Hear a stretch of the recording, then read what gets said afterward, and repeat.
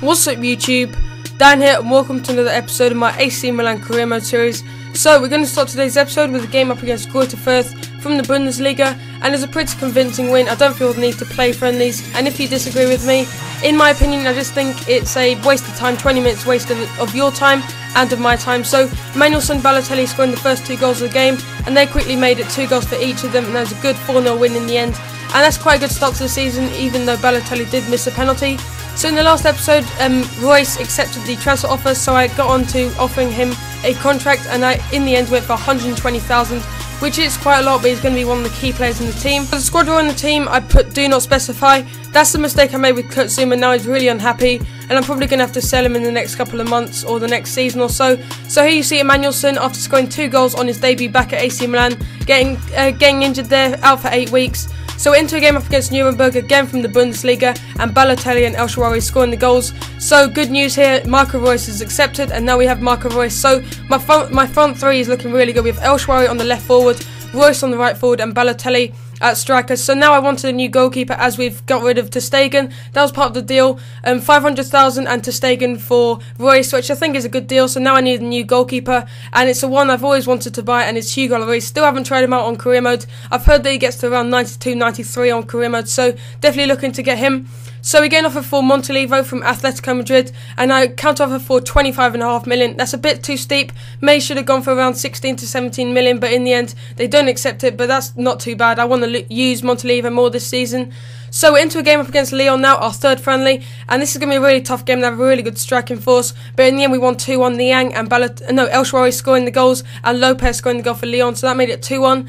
So that caps off a really good pre-season. We won 3 games from 3 against quite tough opposition, and that's going to give the players a lot of confidence. So here we're back onto the story of Hugo Lloris. We actually offered them 12.5 million. They wanted 16.5 million, but I decided to offer 14.5 million just to see if they'd accept that, just to save a little bit of money. But why am I simming this game up against Juventus in the Super Coppa? It's a good chance to get some money, and if I sim the game, I'm probably not going to win it. It's just because I really wanted to get Lloris, and I don't feel very comfortable with the Batty, I think it is, the goalkeeper. So Asamoah gets the first goal of the game in the 29th minute, and then they quickly followed by Marchisio getting a goal. So at this point we're not going to win the game, really, having a bit of a poor game here. So this is going to be our first loss of the season. Pogba, Constant and Ogbonna all getting yellow cards, so we actually ended up losing that game 2-1. So straight after losing that game, I get a message from Kurt Zouma saying that the offer I gave him in the contract to saying that he was going to be an important first team player, he doesn't feel he's a really important first team player, and I agree with that. It's my mistake, and now he's got a really unhappy, and I'm probably going to have to sell him. So good news, Hugo Lloris accepts the contract, or the transfer offer, sorry, and I offer him 90,000 a week, which is good enough, but they reject it, and I decided to bump it up to 100,000. That's good enough for me. He wanted 100,000. I didn't read that before I offered the contract, so 100,000, 5% per clean sheet, and 2 years contract. So again, offer for Kevin Prince Boateng after they've just sold Royce to us, but I decided not to pay to him or accept it because I wanted to keep Boateng in the team. So I counter offer for 35.5 million, which I feel is about right. I don't want to sell Boateng in the next couple of seasons.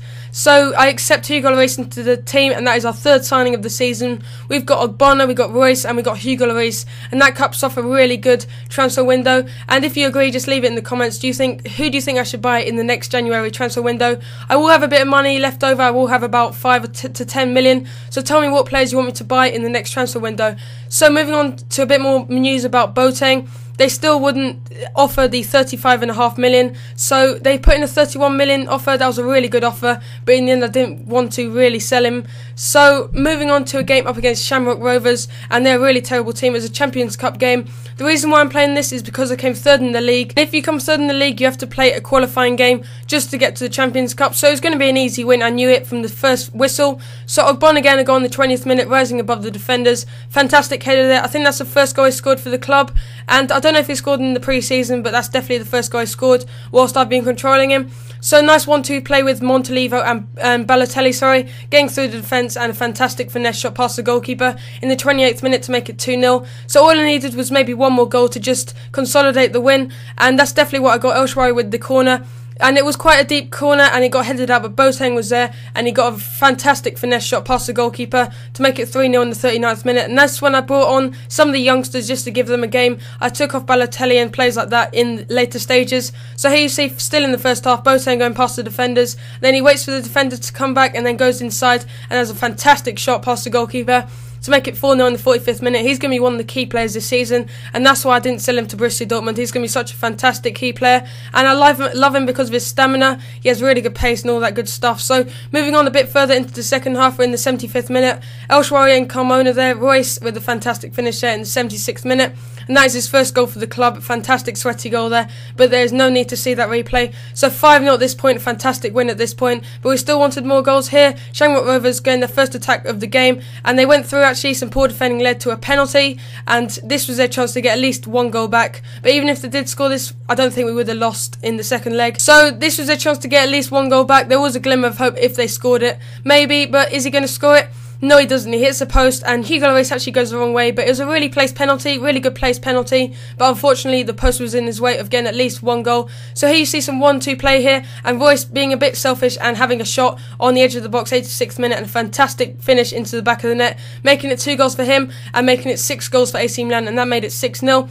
So in the next episode we'll have the second leg. I'm actually going to sim it, because I don't think there's any way that Shamrock Rovers are actually going to score 6 goals. So we're actually reaching the end of the episode now, guys. Please can we reach maybe 10 likes. There you see Ogbon again, a 9.9 in that game. So thanks for watching. There'll be a free kick tutorial coming in the next couple of days. So remember to subscribe and hit that like button. Thanks for watching, and I'll see you in episode 18.